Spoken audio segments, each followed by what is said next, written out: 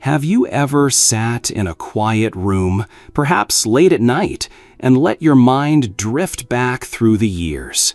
Have you ever pictured yourself at the very end of a long and winding road, looking back not at the mountains you climbed, but at the paths you never took? It's a sobering thought, one we often push away, but within that thought lies one of the most powerful secrets to a life well lived. The truth is, when people reach the final chapters of their lives, after 80 or 90 years of experiences, triumphs, and heartaches, a profound clarity emerges. It's a clarity that cuts through the noise of daily obligations, societal expectations, and youthful ambitions. And what it often reveals are the things that truly mattered all along. The deepest regrets that surface in these twilight years are rarely about the grand failures or the dramatic mistakes. They are not about the business that failed or the investment that soured. More often, they are about the quiet omissions, the slow, almost imperceptible leak of opportunities, words, and moments that were presumed to be infinite. These are the regrets that fester not from what was done, but from what was left undone. The chances we let slip by, the words of love and forgiveness we kept locked in our hearts, the moments we believed we could always get to later. For decades, these regrets may lie dormant, buried under the weight of work, family, and the relentless pace of life. But in the stillness of old age, they find their voice, and they speak with a devastating honesty. This is not a journey into despair. On the contrary, this is a rare and precious opportunity. It's a chance to borrow the wisdom of those who have already completed the marathon, to learn from their final audit of life, so that you can adjust your own course, while time is still a friend, not a foe.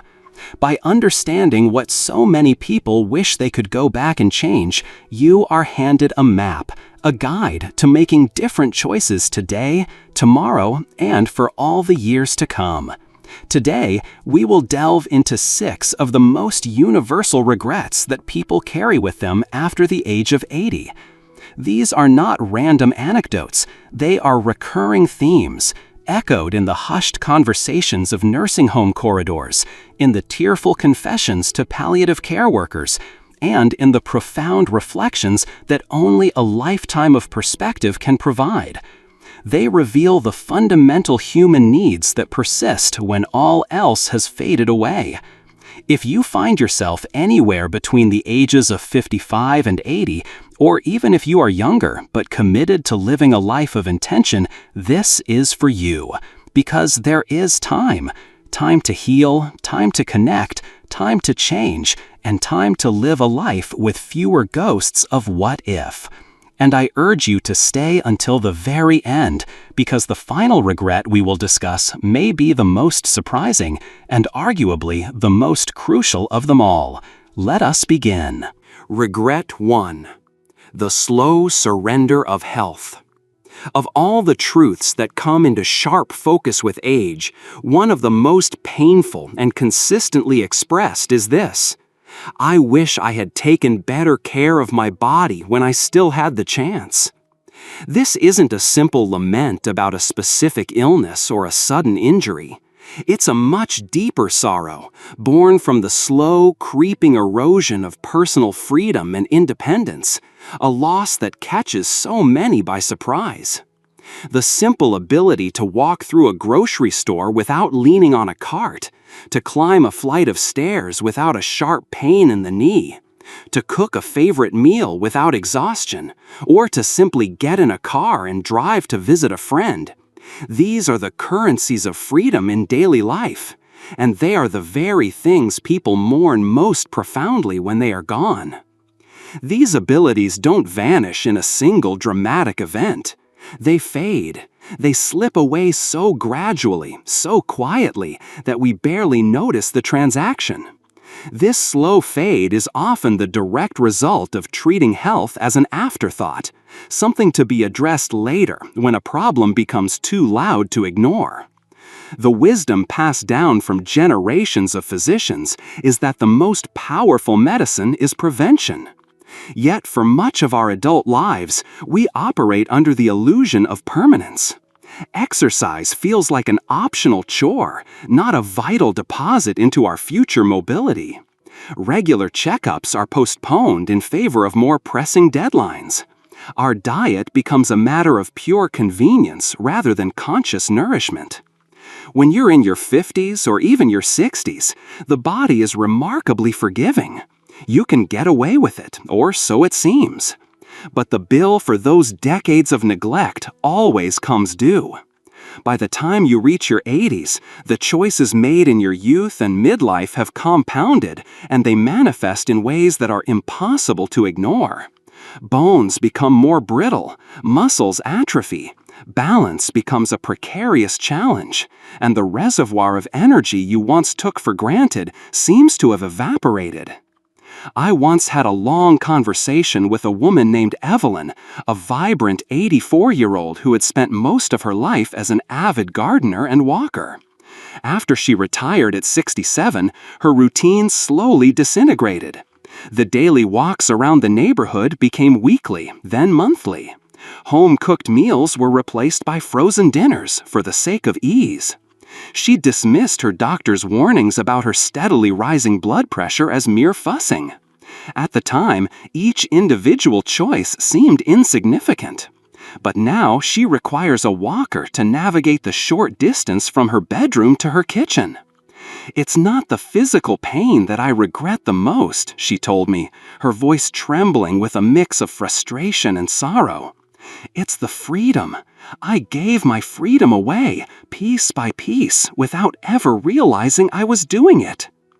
This is the core of what makes this regret so potent. It is not fundamentally about a fear of mortality. It is about the profound frustration of being alive, but being trapped, a prisoner in a body that can no longer do the things the mind and heart still yearn to do. When the body weakens, so does our confidence. Small, everyday tasks become monumental efforts, breeding a sense of dependency that can be deeply demoralizing. And perhaps the most painful part of it all is the knowing knowledge that, for many, it didn't have to be this way. They know, with the perfect clarity of hindsight, that there was a window of opportunity, a long, open period when their health was still robust enough to be built upon, fortified, and preserved. That window was wide open in their 50s and 60s. A little more movement, a few healthier food choices, a commitment to routine medical exams. These small investments could have paid enormous dividends in the currency of late-life independence. But when you are convinced you have an endless supply of time, it is perilously easy to procrastinate, until one day you wake up and discover that your account is overdrawn. The recurring refrain that doctors, physical therapists, and caregivers hear from their elderly patients is a variation of this: "I always thought I had more time. More time to lose the weight, more time to get the blood pressure under control, more time to stretch, to walk, to breathe more deeply." But time, as it turns out, is the one resource that is utterly non-renewable. And health, once it is significantly lost, is incredibly difficult and sometimes impossible to fully rebuild.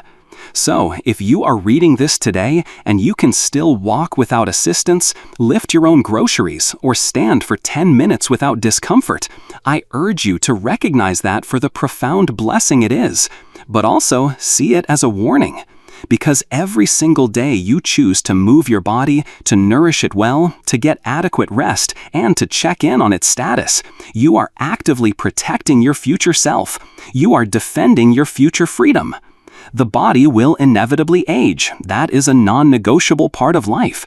But how it ages, the grace, strength, and vitality with which it carries you through your final decades, that part is still very much in your hands. Have you ever thought about your health in this way, as a direct investment in your future freedom? Share your thoughts in the comments below. We'd love to hear your perspective. Regret 2. The silence of faded relationships. As people journey into their 80s and 90s, their reflections naturally turn inward. They find themselves looking back not just on the milestones they achieved or the places they saw, but on the people who walked beside them. And here, one of the heaviest and most universal regrets quietly rises to the surface: the sorrow of letting good people and meaningful relationships simply fade away. It's a quiet, persistent ache, not loud or born of a dramatic betrayal, but a lingering emptiness. It's the haunting realization that friendships that were once rich with laughter, deep with understanding, and foundational to one's identity dissolved not because of an argument, but because of simple, sustained neglect. No one made the call. No one sent the letter. No one closed the distance. As we move through the stages of life, our social circles naturally shift.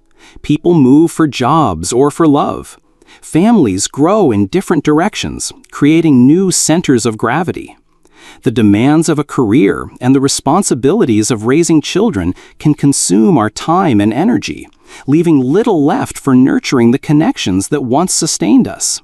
Before you know it, the college roommate you once spoke to every week is now someone you only think about when an old photograph tumbles out of a book.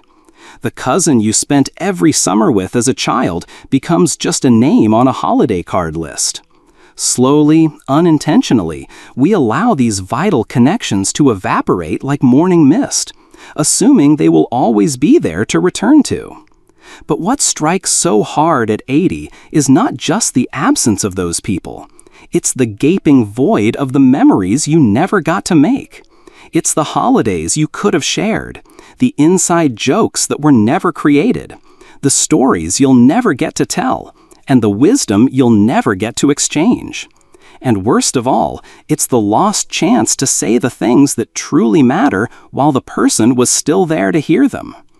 I remember a man named Frank, 83, telling me about his best friend from his time in the Navy. They had been inseparable in their youth, sharing barracks in San Diego, and promising to be the best man at each other's weddings. After they both married and settled in different states, one in Ohio, the other in Arizona, the calls and letters became less frequent. Life just got in the way, Frank said, his gaze distant. I always figured I'd call him next week, or maybe next month. There was always a next time. Then one day, his daughter called to tell me he had passed away. I never got to say goodbye. I never even got to thank him for being the brother I never had. Frank now keeps a small, worn box of his friend's old letters by his window. I read them sometimes, he confessed, just to remember the man I forgot to hold on to. This is the tragedy of faded relationships. They don't vanish overnight in a fiery explosion. They erode, grain by grain, with every unanswered text, every postponed visit, every time we tell ourselves we're just too busy. At the moment, it feels harmless. But days bleed into months, and months stretch into years. Suddenly, someone who once knew the intricate landscape of your soul has become a stranger with a shared past.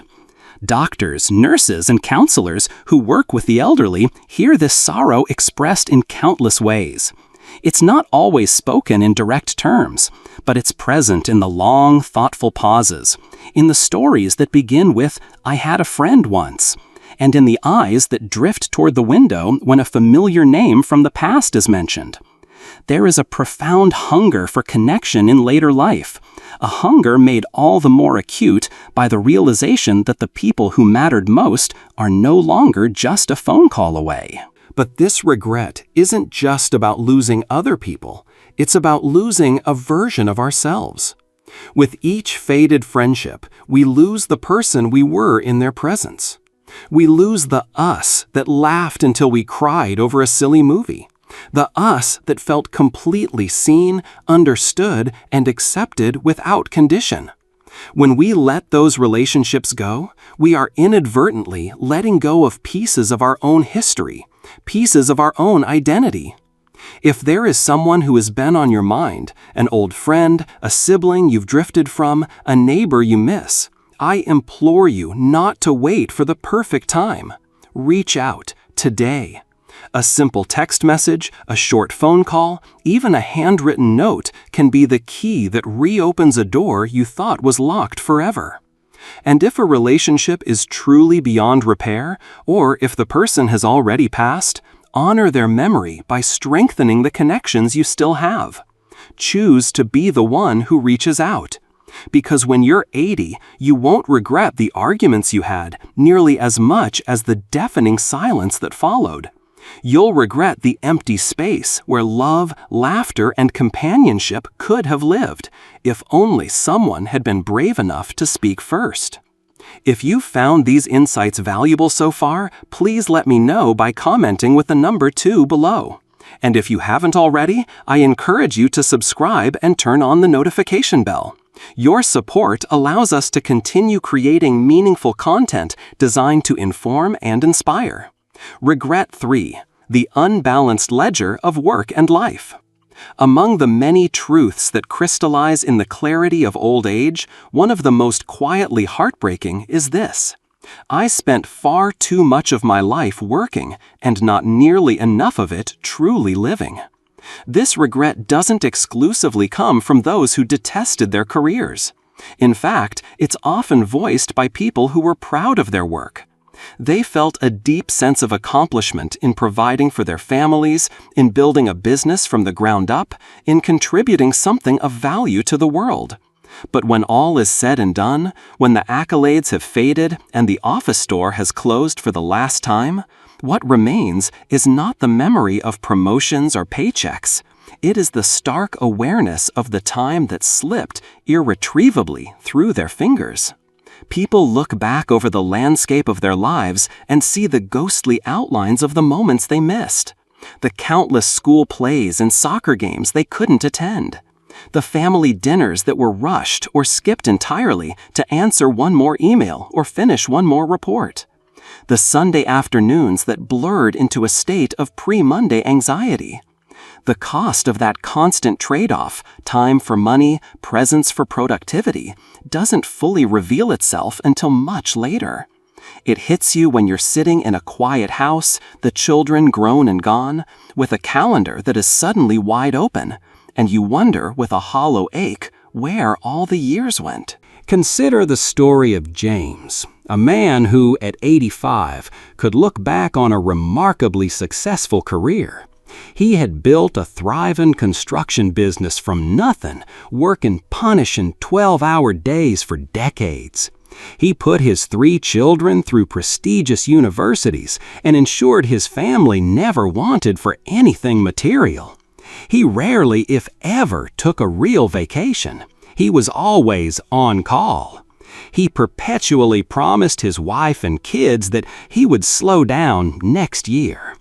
When I asked him what he would change if he had the chance to do it all over again, he paused for a long, heavy moment. Finally, he looked up, his eyes glassy, and said, "I built a company that made me proud, but I missed my children's childhoods. I gave my best energy to my clients and my employees, and I gave my family the leftovers. I didn't save enough of the best parts of myself for the people who mattered most." That is the devastating heart of this regret. It is not about self-recrimination for working hard. It's about the belated realization that life does not wait patiently for you to be ready. While you were consumed by deadlines, targets, and obligations, the irreplaceable moments that weave the fabric of a meaningful life were quietly passing by. The cross-country road trip you always talked about taking, the slow Saturday mornings with your spouse, just drinking coffee and reading the paper, the hobbies you plan to pick up again in retirement, the simple, unscheduled days of just being instead of doing. For many, the biggest shock is the sheer velocity of time. One day you're 45, deep in the grind, convinced this is just a phase. You blink and you're 80, staring at old photographs and wondering why you didn't stop to breathe more of it in.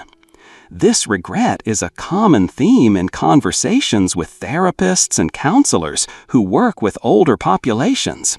It's often wrapped in phrases like, "I thought I had more time," or "I didn't realize how fast it would all go."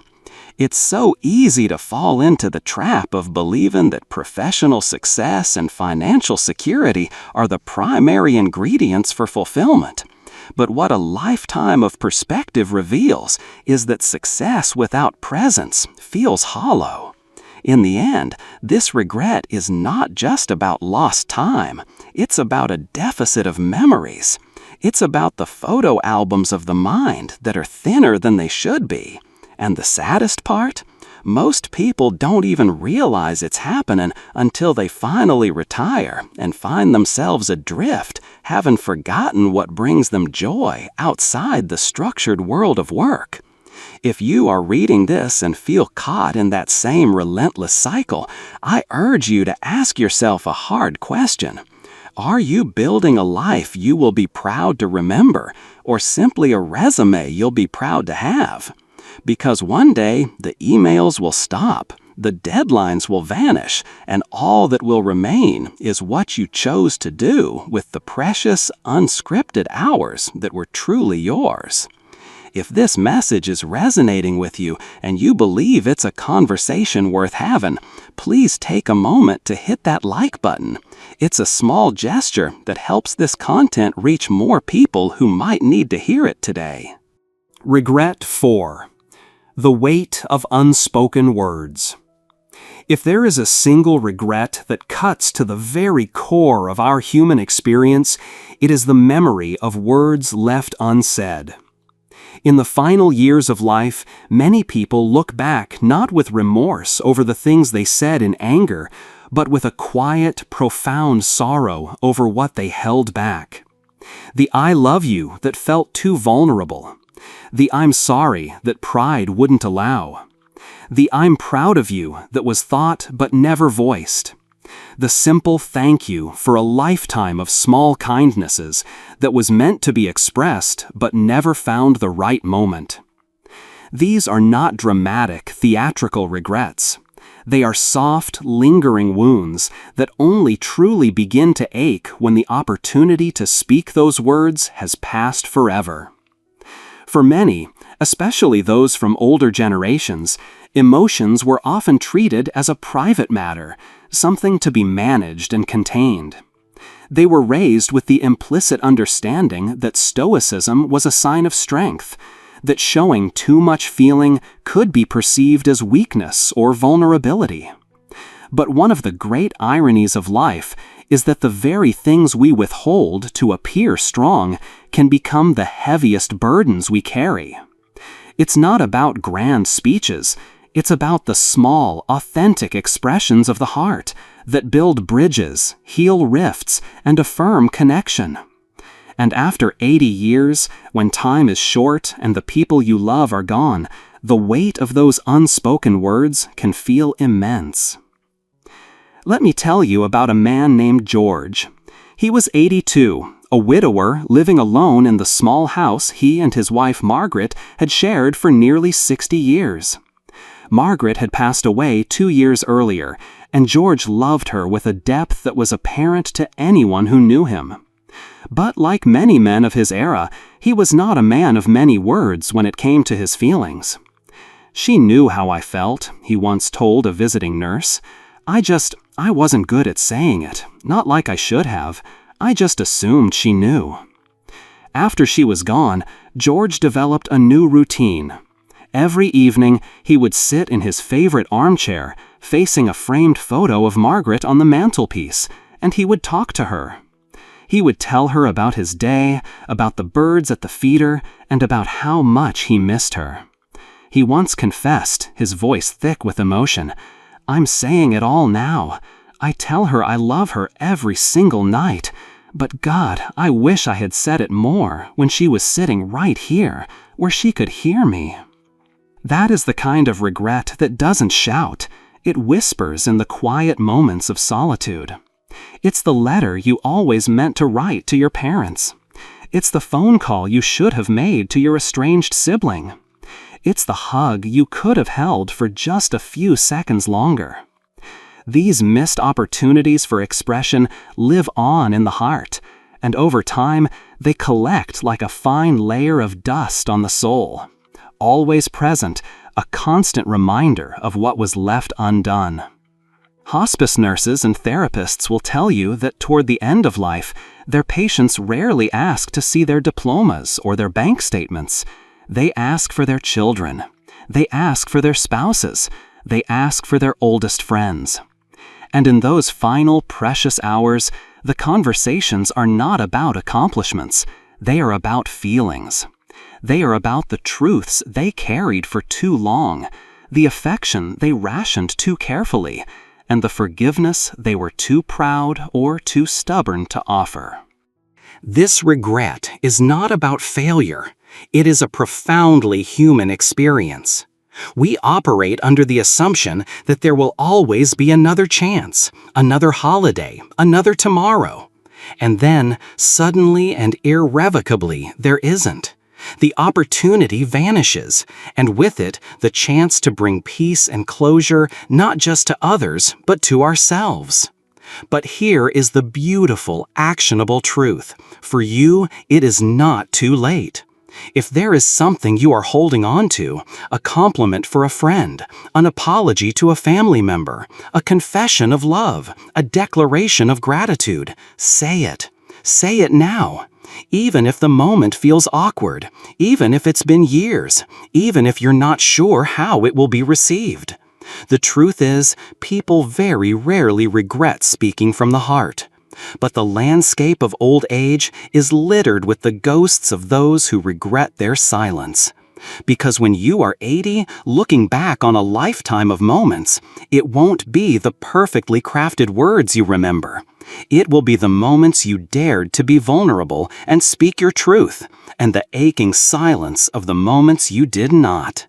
If you're finding this discussion meaningful, let me know by commenting with the number 4 below. Your feedback is incredibly encouraging and helps us know we're on the right path. Regret 5. The unnecessary burden of self-criticism. By the time a person reaches their 80s, they have navigated a lifetime of challenges. They have raised families, built careers, weathered economic storms, made countless sacrifices, and endured both personal triumphs and devastating losses. Yet, surprisingly, one of the most profound regrets that lingers in old age isn't about what others did to them or what the world threw at them. It's about what they did to themselves. It is the slow, dawning realization that for decades they were their own harshest critic, their own most unforgiving judge. Many older adults look back and are struck by how much of their precious life energy was consumed by self-judgment. They obsessed over how they looked, how much they had achieved, and how they measured up against the constantly shifting standards of their peers in society. Now, with the long view perspective that only age can provide, they wish for one thing above all: that they had shown themselves more compassion. What once felt like maintaining high standards now feels like having carried a heavy, unnecessary backpack for their entire journey. This regret often manifests in quiet, reflective thoughts like, "I never gave myself any credit for how hard I was trying," or "I was always chasing a version of perfection that didn't exist, and I never let myself feel like I was enough." It's the insidious inner monologue that wears a person down, year after year, even when the rest of the world sees them as successful, capable, and good. It is the regret of missed joy, missed peace, and a fundamental inner kindness they didn't realize they were allowed to have. A woman named Eleanor, who celebrated her 86th birthday last spring, shared this very sentiment with her granddaughter, tears welling in her eyes. "I spent 50 years of my life convinced I wasn't a good enough mother," she whispered. "I believed my house was never clean enough, my cooking wasn't good enough, that I should have done more, been more. But now, when I look back, I see a young woman doing the very best she could with what she had. I did my best. And I just wish I had given myself more grace for that. It's easy to see how this pattern develops. We are raised in a culture that often measures worth by external metrics: productivity, appearance, wealth, and achievement. We internalize the message that rest is a form of laziness, that flaws are weaknesses to be hidden, and that mistakes are indictments of our character. So we beat ourselves up over clumsy words spoken years ago, over career choices we made, over paths we didn't take. We rarely, if ever, pause to acknowledge how far we've come, or to simply appreciate our own resilience. But a remarkable shift happens for many people as they enter their 80s. The lens through which they see themselves begins to change. The physical imperfections that once caused such shame now just seem human. The career goals they fell short of no longer seem to matter as much as the love they gave and received. They begin to see that their worth was never tied to their performance. They don't regret their shortcomings. They regret not seeing their own intrinsic value sooner. This kind of regret is particularly sneaky. It can hide for decades behind a facade of ambition and high achievement. On the outside, it looks like success. On the inside, it feels like a constant low-grade state of unrest. By the time a person is finally ready to forgive themselves, they realize they have already spent the majority of their one life believing they weren't worthy of their own kindness. That is why this realization, while painful, is also incredibly liberating. Because if you are hearing this message now, regardless of your age, you still have the chance to change the narrator in your own head. You have the opportunity to treat yourself more gently, to say, "I did my best today," and to actually mean it. You can begin to understand that perfection was never the goal, that your mistakes do not cancel out your goodness, and that offering yourself compassion isn't a selfish indulgence, it is a form of profound healing. So, if your inner voice tends to be more of a critic than a friend, take a moment to pause and ask yourself, would I ever speak to someone I love this way? Would I deny a friend the same grace I deny myself? If the answer is no, then it is time to extend that same kindness inward. Because when you look back at 80, the peace you will crave most is peace with yourself. And that peace begins today, with the way you choose to see yourself. Is this something you struggle with? You're not alone. If this point resonated, share a yes in the comments. It's a powerful way to acknowledge this shared human experience. Regret 6. The graveyard of postponed dreams. There is a unique and haunting kind of sadness that often surfaces after 80. It's not about the things that went wrong, but about the things that never even got a chance to begin. For so many older adults, the most persistent and wistful regret is this: I waited too long to follow my dreams. And the deeper, more painful truth buried beneath that statement is that they kept telling themselves there would be a right time. Time to travel, time to write that novel, time to learn to paint, time to start that little business from the garage, time to learn that instrument. But life, with its endless demands and unpredictable turns, had other plans. And eventually, time simply ran out. What makes this regret so poignant is that the dreams themselves were often not extravagant. They were modest, personal, and deeply meaningful. It was the dream of learning to play the piano well enough to play carols at Christmas. It was the dream of taking a long, unhurried road trip across the country just to see the landscape of America. It was the dream of opening a tiny neighborhood bakery, or simply of spending more time fishing at the lake. But life intervened, as it always does. The mortgage had to be paid. The children needed to be raised and put through college. The job was demanding and consumed the best hours of the day. And somewhere in that shuffle, the dreams were carefully placed on a high shelf in the closet of the mind, labeled someday. But here is the harsh lesson that life teaches at 80. Someday is not a day of the week. For many, it never arrives. A man named Walter, at age 84, had carried a lifelong dream of learning to paint with oils. Throughout his life, he would sketch little scenes on napkins at diners and in the margins of his work ledgers. He always told his family he would sign up for a real art class the moment he retired. But retirement brought with it a series of unexpected health challenges for his wife, and he became her primary caregiver. After she passed, his own eyesight began to decline. "I kept waiting for the perfect moment," he said, his voice soft with resignation. "But I never understood that I had to make the moment. I thought my dreams were a luxury I would earn. Now I see they were a necessity I ignored." That is the essence of this regret. It's not that people didn't have dreams, but that they failed to prioritize them. They treated them like optional accessories to life, rather than essential components of a joyful existence. They kept them locked away, waiting for a permission slip that was never going to come, or for a set of perfect conditions that would never materialize. By the time they felt they were finally ready, their bodies were not. Or the people they had wanted to share the dream with were gone. Or, saddest of all, the inner spark that had once fueled the dream had simply dimmed from years of neglect.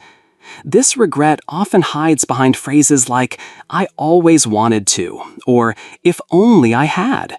It's a sentiment filled not with bitterness, but with a quiet, melancholic longing for a version of their life that could have been fuller, richer, and more vibrant. It's not just about hobbies. Sometimes it's about a love that was never pursued, a career path that was never explored, or a move to a city that was forever delayed. It is the life that was lived vividly in the imagination, but never given a chance to exist in reality. Caregivers and family members hear these words often in the quiet rooms of assisted living facilities and in hushed hospice conversations. "I wish I hadn't waited." Not because the dream was so grand, but because it was theirs. It mattered to their soul. And in the end, they realized that honoring the things that light you up isn't selfish, it's sacred. But here is the most important part of this message for you, right now. If you are alive and breathing, it is not too late. Your dream doesn't have to be monumental to be valid. It just has to be yours. You don't have to quit your job and move to Paris, but maybe you can buy a single canvas and a set of cheap paints. Maybe you can write one page of that book. Maybe you can plant a small garden in a pot on your balcony. Maybe you can book that weekend trip you've always talked about. Start small, but please start. Because the greatest tragedy in life isn't failing at your dream. It's letting it die on the shelf, unexplored. It's buying into the myth that you have to earn your joy, or that your responsibilities must always come first. You have given so much of your life to others. Perhaps now is the time to give a little something back to the dreams that are still waiting patiently inside you. If you're still with us and finding value in these life lessons, please comment with the number 6 below to let me know. And if you haven't already, take a moment to subscribe and turn on the bell. Your support is what makes this community and this content possible. Final thoughts. The power of now. Now that we have walked this reflective path together through these 6 powerful and universal regrets, I invite you to take a quiet moment. Let these stories settle. Ask yourself, which of these truths resonated most deeply with you? Which one touched a nerve, brought a specific person to mind, or made you think of a choice that is sitting in front of you waiting to be made? The most heartbreaking regrets after 80 are not, in the end, about failure. They are about waiting. Waiting too long to take care of our bodies, to nurture our friendships, to live outside of work, to speak from the heart, to be kind to ourselves, and to honor our dreams. And if you are here, still reading, still reflecting, then you have been given the most beautiful gift of all, the awareness that it is not too late for you. One of the greatest acts of self-love is the willingness to learn from the wisdom of those who have gone before us, to listen not just with sympathy, but with an intention to act. You do not have to arrive at the end of your life with a heart full of what-ifs and should-haves. You can begin today to write a different final chapter for yourself. Choose differently. Make the phone call to the friend you've lost touch with. Say the 3 words you've been holding back. Take a 30-minute walk, not for how you'll look tomorrow, but for how you'll feel in 30 years. Forgive yourself for not being perfect. Take one small, tangible step toward that dream you've postponed. No one escapes this life without a few regrets. It's an inevitable part of the human condition. But what distinguishes a life of quiet desperation from a life of profound peace is what we do before the moments are gone. That is where fulfillment lives. Not in a life free of mistakes, but in a life lived with courage and intention. The people whose wisdom we have borrowed today did not share these regrets out of bitterness. They shared them as a gift, a gentle warning, and a whispered invitation to you. Live deeper, love louder, and stop waiting for someday. The clock is always ticking. That is true for all of us. But your story is still being written. So, I leave you with this question. If you were 80 years old today, looking back on the life you are living right now, what would you wish you had done differently? Whatever your answer is, go and do that thing while you still can. Thank you for joining us on this important journey today. We would be honored to hear from you. Please leave a comment below and share one insight you learned today and how you might apply it to your own life. Your thoughts and stories are what make this community so special, and reading them gives us tremendous motivation. If you found this video helpful and thought-provoking, please show your support with a like, a subscription, and by sharing it with someone who might need to hear this message. Your support helps us continue to create meaningful content designed to inform and inspire. Thank you for watching, and we look forward to seeing you in the next video.